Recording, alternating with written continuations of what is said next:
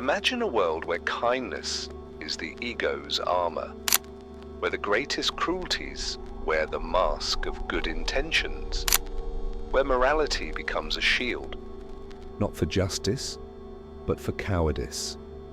A world where the darkest intentions hide behind noble speeches and evil learns to whisper in the voice of a saint. Now stop.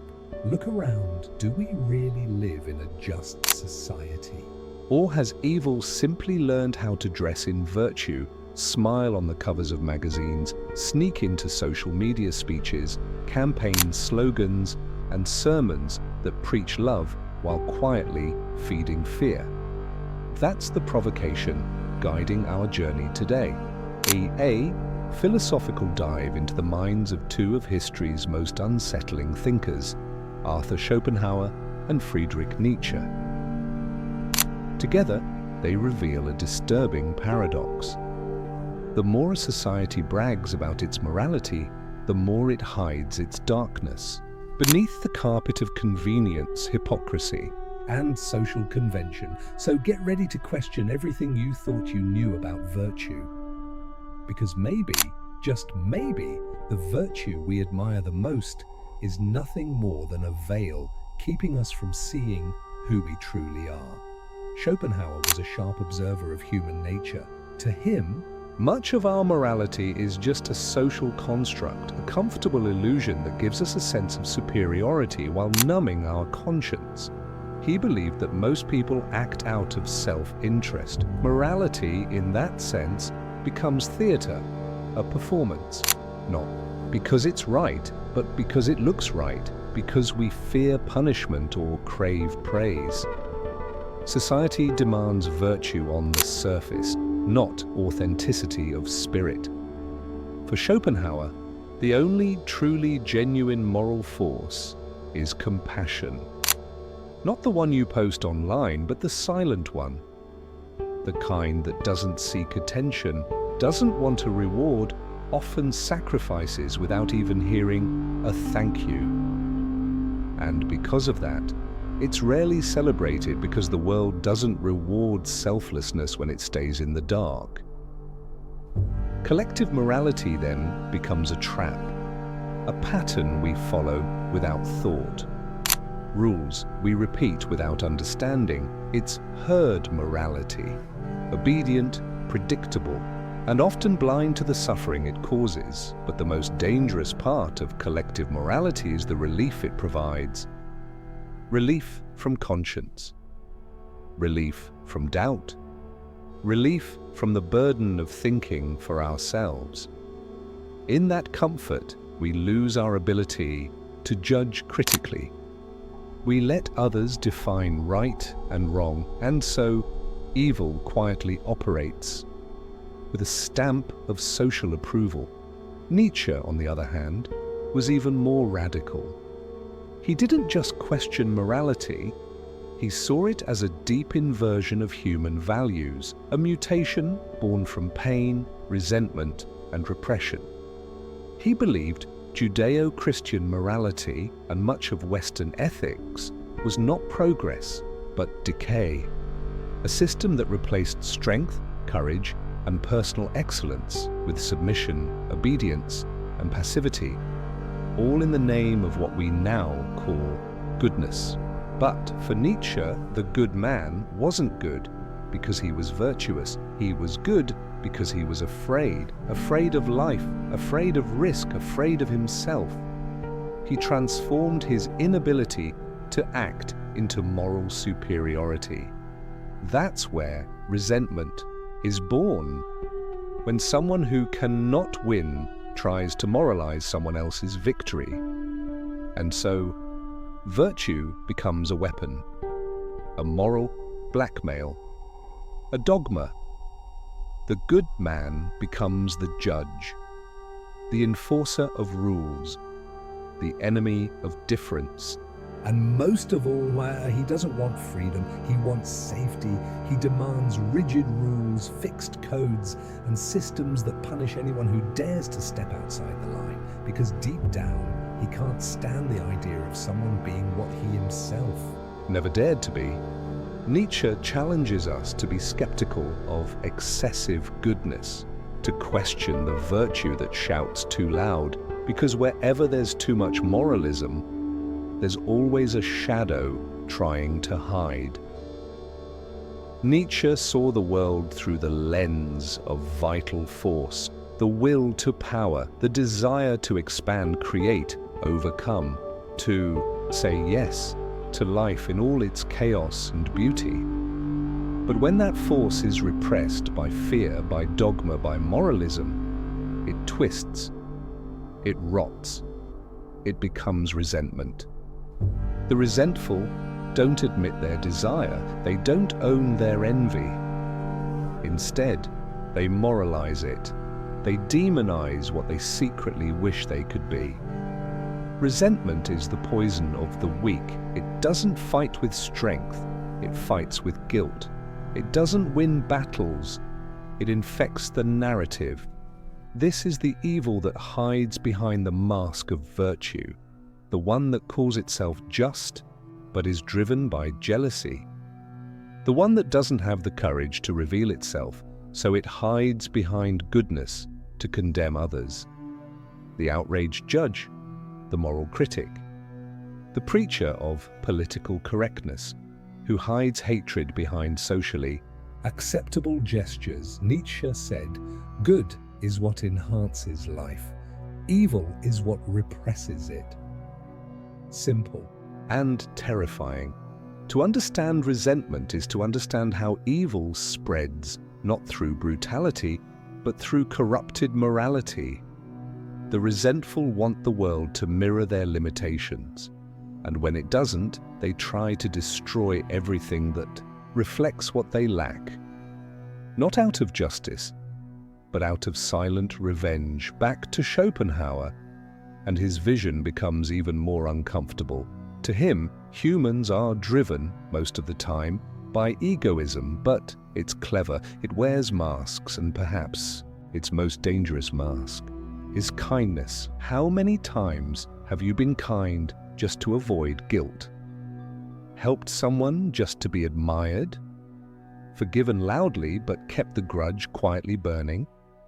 Did the right thing because it was expected, not because you felt it?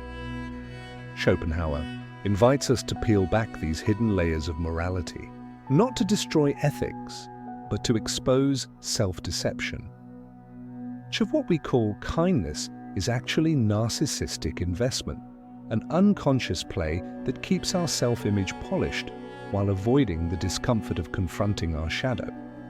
The ego loves to play the hero, and the world cheers for that hero without asking what's really behind the curtain. But true kindness, Schopenhauer says, is quiet. It acts without wanting to be seen. It gives without needing applause. It sacrifices without asking for recognition. And because of that, it's rare.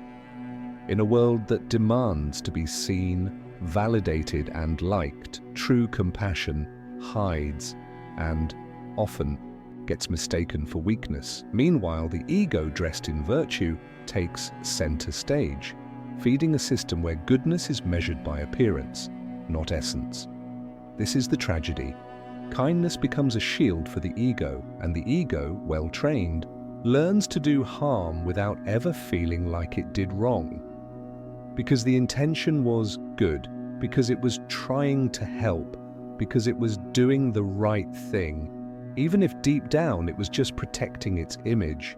The real challenge isn't to look good, it's to act with compassion, even when no one is watching, even when it brings no status, even when it demands silence, humility, and surrender. Schopenhauer's philosophy, at its core, is an existential provocation. Do we dare abandon the kind of goodness that flatters the ego to embrace the kind that requires anonymity, risk, and truth? If virtue can be a shield for the ego, it can also become a powerful tool in the hands of those who know how to manipulate it. Schopenhauer and Nietzsche, in their own distinct ways, exposed how morality, the same morality we're taught to follow since childhood, can be hijacked by systems of power, not to protect life, but to dominate it. Nietzsche saw this with surgical clarity. When ideals like goodness and justice are turned into universal commandments, they stop being personal values and start becoming tools of collective control. Goodness, which should set us free, becomes a prison, and morality, which should guide life, begins to dictate who must be silenced, punished, or excluded. Schopenhauer saw it too. He knew that behind many moral speeches there were hidden agendas, power games disguised as ethical concern. For him, social institutions rarely act out of real compassion. They act out of convenience. Strategy. Political survival. In this context, morality is just a shiny coat of paint. So what's the problem? When goodness becomes a tool of power, it loses its authenticity. It's no longer lived, it's enforced. Ethics stops being a choice and becomes a rule, and every rule, no matter how just it seems, always carries the risk of oppression. Because where there is an absolute rule, there is punishment for deviation, even if that deviation is more human, more honest, more courageous than the rule itself. You can see this everywhere. Governments that use morality to justify wars. Religions that invoke the greater good to marginalize those who are different. Corporations that wear the mask of social responsibility while exploiting people and the planet. The rhetoric of doing good becomes collective anesthesia, a form of propaganda, shield against critical thinking. Nietzsche claimed that modern moral systems are instruments invented by the weak to subjugate the strong. Schopenhauer saw in them the perpetuation of ignorance under the disguise of order, and both, from different angles, pointed to the same uncomfortable truth. Goodness, when institutionalized, can become the accomplice of the very evil it claims to fight. And perhaps the scariest part is this: evil no longer needs to hide, it just needs to align itself with a good cause. When goodness serves power, it stops being virtue. It becomes strategy. And that strategy can be used to justify anything, even the darkest things. But there's something even subtler and more dangerous than using goodness as a strategy for domination. It's when virtue becomes an unconscious routine, when it stops being a living choice and turns into an automatic habit, a conditioned reflex, an anesthetic for the soul. Nietzsche warned us about this with unsettling clarity. To him, Western morality, shaped by centuries of religious, political, and social traditions, didn't just create values, it created conditioning, and the greatest of them is obedience. Obey the rules, follow convention, meet expectations. Not out of reflection, but out of fear. Not out of conviction, but for comfort. We live in a culture where being virtuous often means simply sticking to the script. Be polite. Be accepted. Be agreeable, and that sounds harmless, even noble. But it hides a disturbing truth. We're sacrificing authenticity at the altar of approval. Virtue that puts your conscience to sleep is the kind that keeps you from asking questions, from doubting the status quo, from challenging inherited beliefs, from honestly facing your own instincts, your desires, your contradictions. It teaches you that making mistakes is wrong, that diverging is dangerous, that being different is sinful. And so little by little, we begin to mold ourselves. We silence what we feel. We adapt to what is expected. Until one day, we no longer know who we are, only who we've learned to appear to be. Nietzsche saw this as one of the greatest tragedies of modern man. He said, morality stopped being a lighthouse and became a cell. That dominant values don't elevate us, they domesticate us.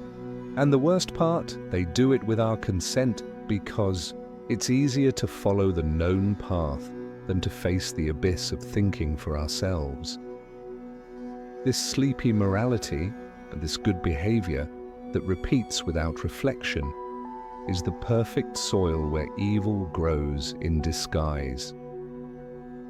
Because while we're busy looking like good people, we forget to be real people, and evil, which feeds on inauthenticity, finds space unnoticed. In this context, virtue doesn't awaken us. It lulls us to sleep. It comforts us with ready-made phrases, unquestionable ideals, reassuring certainties. And conscience, which should be sharp, becomes an echo. A moral echo that repeats what everyone already says, without the courage to go beyond. That's why Nietzsche's question still echoes today. Are you virtuous, or just well-trained? Faced with a morality that puts us to sleep, that imprisons us, and disguises itself as virtue, both Schopenhauer and Nietzsche point to a possible way out: the rediscovery of the individual. The refusal to obey imposed morality. The courage to create your own values, even if that means walking alone. For Schopenhauer, this path begins with recognizing suffering as a universal experience. True compassion is born not from ideology, doctrine, or performance, but from feeling. It emerges when we stop projecting and start empathizing, when we stop judging and start understanding. This compassion doesn't seek applause, it doesn't follow scripts. It simply responds spontaneously, silently, to the vulnerability of the other. That's where the individual reconnects with the world, not through obedience, but through sensitivity. Nietzsche, however, proposes something even more daring: the transvaluation of all values. He doesn't want us to improve the morality we inherited. He wants us to transcend it, to leave it behind, like a piece of clothing that no longer fits. His invitation is radical: become the creator of your own values. Think beyond good and evil, not in rebellion, but in authenticity. That's where he introduces the idea of the Übermensch, the overman, not as a superior biological being, but as someone brave enough to let go of inherited truth and create their own. The Übermensch doesn't conform, he inaugurates. He doesn't obey, he transforms. This individual isn't moral in the traditional sense. He's ethical on a deeper level. His compass is not external approval, but his own inner truth. And that truth doesn't come ready-made. It's forged in the fire of self-confrontation. Despite their differences, both philosophers converge on one essential point. Authenticity is the only antidote to the kind of evil that disguises itself as good. To be virtuous in the modern world is not to follow the rules, it's to dare to be truthful, to confront the ego, to unmask one's own hypocrisy, to remove the mask, even if that costs you acceptance. The path of the individual is not easy. It demands detachment, solitude, inner confrontation, but it's also profoundly liberating, because only those who embrace themselves fully, light and shadow, strength and fragility, can act with integrity in the world, without hiding behind speeches, without needing to look good, just being real. And maybe, in the end, that's the only kind of goodness that truly matters. Now we reach perhaps the most unsettling part of this journey, the realization that the most dangerous evil isn't the one that screams, it's the one that whispers. Not the one that shocks us, but the one that seduces us. Evil disguised as light, masked as virtue, hidden behind noble intentions, is the hardest to see. And for that very reason, the most effective. Nietzsche warned us, popular virtues often hide humanity's deepest weaknesses. The desire to appear good may simply be a disguise, a way to avoid facing your own shadow, and Schopenhauer, with his more introspective lens, shows us that many good actions don't come from compassion but from fear. Fear of appearing cruel, fear of rejection, fear of seeing ourselves as we really are. In those cases, virtue becomes a distorted mirror. It reflects a beautiful image, but an unreal one. This is the kind of evil that wins, the evil that infiltrates everyday life, that embeds itself in relationships, institutions, traditions, in the name of good. It condemns in the name of justice, but acts for the ego. It silences in the name of truth, but moves through resentment. It erases the other, not with weapons, but with moral arguments. And worst of all, it does so with the full certainty of being right. That's why this reflection is not just philosophical, it's urgent. It's a call for each of us to look inward and ask, how many times have I used goodness as an excuse? How many times have I judged someone to avoid facing my own emptiness? How many times have I played along with smiling evil, out of fear, out of habit, out of convenience? The true good doesn't scream, it listens, it doesn't accuse, it understands, it doesn't seek applause, it finds sufficiency in its own integrity. And maybe, just maybe, the greatest act of virtue today is to fall silent in the face of the urge to appear good, and in that silence, choose instead to be authentic. If you made it this far, it's because something in you refused the comfort of an easy answer. Because something in your conscience isn't satisfied with labels like good or bad. Because you sense, even in silence, that there is something deeper than pre-packaged morality. There is truth lived. This journey doesn't end with this video. It begins now.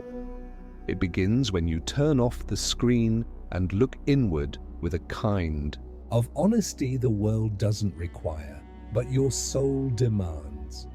It begins when you stop trying to look just and start acting justly.